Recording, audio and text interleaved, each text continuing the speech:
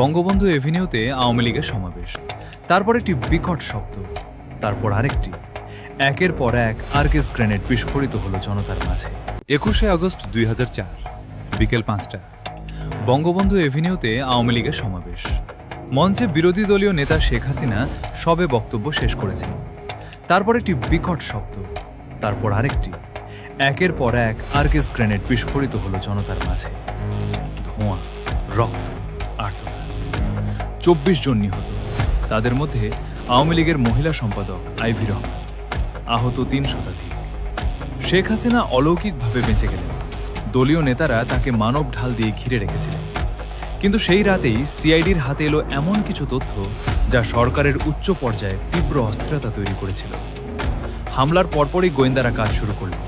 ঘটনাস্থল থেকে উদ্ধার হলো অবিস্ফোরিত গ্রেনেড, আর্গেস্টাই, পাকিস্তানে তৈরি। প্রাথমিক তদন্তে বেরিয়ে এলো হারকাতুল জিহাদ আল ইসলামের নাম। সংগঠনটির প্রধান মুফতি আব্দুল হান্নান, আফগান যুদ্ধের অভিজ্ঞ জিহাদি, যিনি ফিরে এসেছিলেন বাংলাদেশে শরিয়া আইন প্রতিষ্ঠার স্বপ্ন নিয়ে। সিআইডি নিশ্চিত হলো এই গ্রেনেড পাকিস্তান থেকে এনেছে হুজির অপারেটিভরা। কিন্তু তদন্তের সুতো যখন আরও গভীরে গেল, তখনই সংকট শুরু হলো। প্রশ্ন উঠল, গ্রেনেড আনার পর হুজির জঙ্গিরা কার কাছে গিয়েছিল? কার কাছ থেকে প্রশাসনিক সহায়তার আশ্বাস নিয়েছিল? তদন্তকারীদের সূত্র একটি নামের দিকে আঙুল তুলছিল, বিএনপির senior vice chairman Tarique Rahman এবং তৎকালীন স্বরাষ্ট্র প্রতিমন্ত্রী লুৎফুজ্জামান বাবর। সেই তথ্য পৌঁছালে সরকারের উচ্চ মহলে, আর তখনই ঘটল বিস্ময়কর ঘটনা। তদন্তের গতিপথ হঠাৎ বদলে গেল। সিআইডি কর্মকর্তারা তৈরি করলেন এক সম্পূর্ণ মিথ্যা গল্প। জজ মিয়া, একজন সাধারণ অপরাধী যে জীবনে কখনো গ্রেনেড দেখেননি, তাকে গ্রেফতার করা হলো। 2005 সালের জুনে তাকে দিয়ে মিথ্যা স্বীকারোক্তি দেওয়ানো হলো। দাবি করা হলো 7 স্টার গ্রুপ নামে একটি আন্ডারওয়ার্ল্ড গ্যাং এই হামলা চালিয়েছে। মামলার গতিপথ পাল্টে দেওয়া হলো ইচ্ছাকৃতভাবে।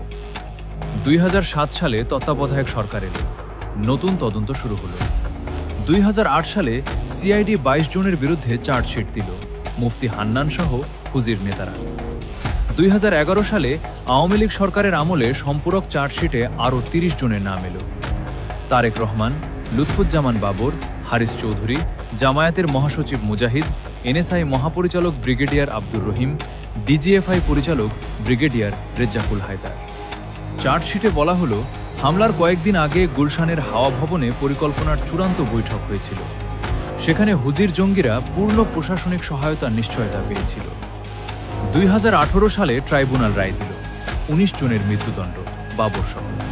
তারেক রহমান সহ 19 জনকে যাবজ্জীবন। কিন্তু 2024 সালের ডিসেম্বরে হাইকোর্ট সমস্ত আসামিকে খালাস দিল। রাষ্ট্রপক্ষ সুপ্রিম কোর্টে আপিল করেছে, মামলা এখনো চলছে। সেই রাতের সিআইডি রিপোর্টে যে নামগুলো এসেছিল তা নিয়ে বিতর্ক আজও শেষ হয়নি। একটি হামলা, একটি তদন্ত এবং সত্য লুকানোর জন্য একটি রাষ্ট্রের পুরো যন্ত্রকে ব্যবহারের অভিযোগ। বাংলাদেশের ইতিহাসে এটি সম্ভবত সবচেয়ে বিতর্কিত অধ্যায়গুলির একটি, যেখানে বিচার এখনও পুরোপুরি নিশ্চিত হয়নি। 24টি কফিন সত্যের দাবি করেছিল। সেই দাবির উত্তর খুঁজতে লেগে গেছে 2 দশক, এবং লড়াই এখনও শেষ হয়নি। স্ক্রিপ্টটি সম্পূর্ণ বিভিন্ন ওয়েবসাইট যাচাই বাছাই করে তথ্য নিয়ে লেখা।